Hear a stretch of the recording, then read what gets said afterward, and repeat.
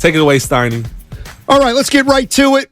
Joining us on the line right now, CJ Holmes. He writes for the San Francisco Chronicle. He covers the Golden State Warriors. He's been right in the middle of this series. CJ, thanks so much for joining us. Really appreciate it. Hey, gentlemen, thanks for having me. Let's get it going. Yeah, let me just start out with some newsy type question. What do you think Steve Kerr's going to do with Draymond tomorrow at Golden 1? Start him or bring him off the bench?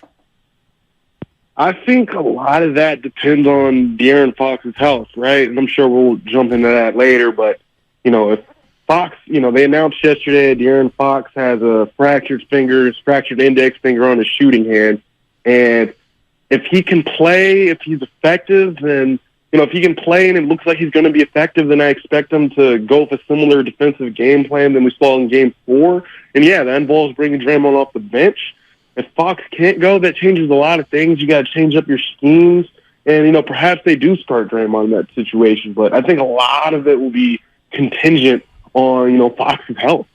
How do you view this series just from the Warriors' point of view, just in how the whole thing is played out? They lose the first 2 games in Sacramento. They come back. Draymond obviously gets suspended. They blow him out in Game 3. They won a close one in Game 4 where you could make the case that the Kings played a lot more like their regular season selves with the offense flowing and they keep coming even though they get down. But then the Fox injury is also a component to this now. But you get the sense that the Warriors feel like they have them, or is it more, hey, this is really going to be a fight based on the fact that the Kings looked pretty comfortable themselves in Game 4? When the Warriors went down 0-2, went on a couple shows, made a couple predictions, and I thought the Kings were going to take the series in 5 or 6. I'm not going to lie to you guys. I said if I'm going to change that when the Warriors went down 0-2, I'm like, look, if I'm going to change my prediction, the Warriors are going to have to show me something. And they showed some championship mettle, right? They started taking control of this thing. Like you said, they didn't shoot the ball well in game 3. Then again, neither did the Kings. It was a pretty ugly shooting affair, but the Warriors locked up defensively and they ran away with it in the fourth quarter. They finally finished off a game in this series. And, we're one Harrison Barnes 3-pointer away from this entire narrative being different, but the fact of the matter is the Warriors held serve at home, and they have all the momentum heading into Game 5 tomorrow night. All the momentum in the world. And on top of all that, now De'Aaron Fox is banged up for Sacramento. The Warriors are going in there confident, thinking they might have found something with this Draymond Green lineup change situation. And right now the Warriors are in complete control, but the question still is, can they get it done away from Chase Center? Something they struggled with during the regular season. Somewhere where they're winless in the postseason. This series doesn't start till someone wins on the road. If the Warriors get it done tomorrow night, I have no doubt in my mind this series is over in 6. They going to win tomorrow? If they win tomorrow night, this series is over. Yes.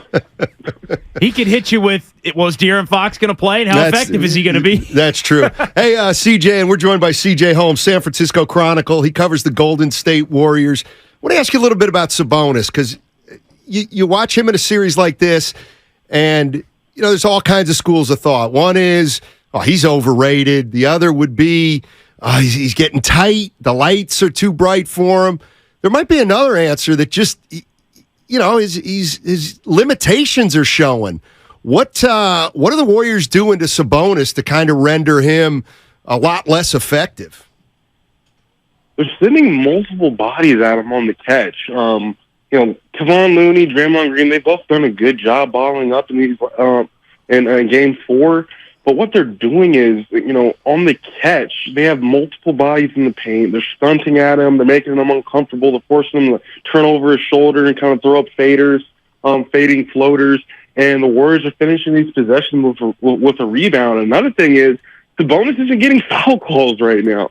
You see him kind of chirping at the refs after every miss. He's not going to the free throw line as often as he did in Sacramento. And because of that, his protection is slipping. They're also doing a good job of guarding him without fouling. And that's making all of the difference now later in the series. I think Sabonis is a good player. Say what you want about him character-wise, that whole Game 2 situation, but I think Sabonis is a good player, but the Warriors have just made the proper adjustments to make him much less of a factor. Do you think part of that, CJ, is just the fact that Sabonis maybe had bitten off a little more that he could chew with some of the things that maybe he was getting away with in the first couple of games, and now the spotlight's on him, right? Draymond's suspended. He's kind of having his way a little bit with the Warriors just in terms of the physicality, even though his numbers weren't great in both of the first two games. But now, hey, all eyes on Sabonis, and it looked like he was thriving more in obscurity in those first couple of games. Maybe. I think a lot of it is the points I just made, but, point of the matter is the Warriors made the proper adjustments, and, they're being physical with him, they're guarding him without fouling, and you're starting to see that when you do those two things, it's hard to be productive. And, Sabonis is kind of like going through that right now.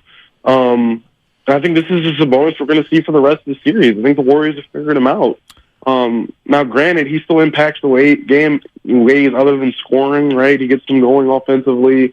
He's bringing the ball up the court. He's running the sets. But even in that, the Warriors are hounding him. There were multiple times during these past two home games where Sabonis is trying to bring the ball up the court, initiate offense, and he has Moses Moody or Jordan Poole kind of sprinting at him from behind, poking at him from behind. The guy has anxiety right now, right? They're coming at him from a bunch of different directions. And because of that, he's looked a little shaken these last two games. What have you thought of just the officiating overall in the first four games? It's always something that comes up in the playoffs, and I think both teams could make their case. They've been happy with it, haven't been happy with it. What's your objective view of 4 games in, how the series has been officiated? I think the tougher team has been rewarded in each of these games. In the first 2 games, it was Sacramento getting the whistles, and at Golden State, it was the Warriors getting the whistles, or less whistles. In the 2 games in Sacramento, the Warriors could not keep the Kings off the free throw line, but that was much different in the 2 games at Chase Center. The Kings aren't getting as many whistles, Sabonis in particular, and will that trend continue? Will the home team continue to get the favorable whistle on Wednesday night? I guess we're going to have to see, but it kind of seems like that's where it's going, right? It does. CJ Holmes joining us on 95.7 The Game. I mean, there are reports out there left and right. There was one today by Shams Charania that the Warriors want to retain Draymond Green. Well, obviously he's got the opt-out, so he'll be the first to determine. What's the sense you get on Draymond Green? He going to be a Warrior next year, or does it really depend on what happens from this point forward, do you think? I think it really happens from this point forward. If the Warriors messed around and lost the series 4-1 or 4-0, then, obviously when things like that happen, you consider this team's payroll and decisions have to be made, things have to be shaken up. But if it ain't broke, don't fix it. And if the Warriors can, salvage this postseason and have a deep run and be successful at, or, mess around and win a championship, why wouldn't you want to keep that, dynastic core together as much as possible, right? And every single time Draymond has an issue, whether it was the preseason punch with Jordan Poole or the stop a couple weeks ago with Domantas Sabonis, he always seems to make up for it and then some. Completely selfless adjustment on his part, asking him to come off the bench, and it paid dividends. And because of that decision, the Warriors now believe that they figured this Kings team out, right? Yeah. And Draymond is so integral to what they do. I don't think these two sides want to, part ways unless they absolutely have to. And right now, it just seems like they're still continuing to figure it out. CJ Holmes joining us on 95.7 The Game. All right, before I let you go, I always ask certain guests this, especially guys who played college basketball. So if you don't know out there, CJ Holmes played 3 years of college basketball at Auburn. All right? So here's my question for you. I know you didn't play a lot, but you got a scholarship to a Division I school. I played Division III, okay? And I played a lot.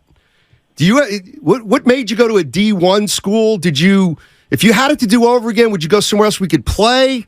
I want to know how you ended up at Auburn and your thoughts on that. Well, would I do it all over again? That's always tough, right? Because it was always my dream to, go to the big Division I school. I could have went to, play at a lower level, whether it was D2 or D3, but I wanted the big school experience. That's always what I dreamed about. And, although I didn't play much, I got my, journalism education there. I met lifelong friends. I got to, go to different arenas around the SEC, and that was just amazing. I got to play against a lot of the guys I cover now. Right? Or, my teams got to compete against a lot of the guys I cover now, and that's made a difference for me, as I continue my professional career. But it's always tough when you see, a smaller school like FAU making runs like that. It's like, maybe I could have been a part of something like that. But how did I end up at Auburn? Originally, I was heading to Virginia Tech. But Seth Greenberg got fired at the end of my junior year. Had to kind of reopen what I was going on. My sister was actually a manager for Seth at Virginia Tech. Two of my sisters actually went to Virginia Tech too. That was one of my dream schools, along with Ohio State. But kind of went through my senior year, really didn't have a school, and two of my teammates, Brian Green Jr. and Nick Peller, were committed to Auburn, and one of my coaches, Lauren Jackson, made a phone call up there to Tony Matlock and Tony Barbie at Auburn. They were looking for a guard, and it kind of just worked out that way. Nice. Yeah. Well, listen. As a guy who played Division III, I would have gone Division I in a heartbeat and not played over playing. Believe it or not, that scholarship's a big boy. Congrats, buddy.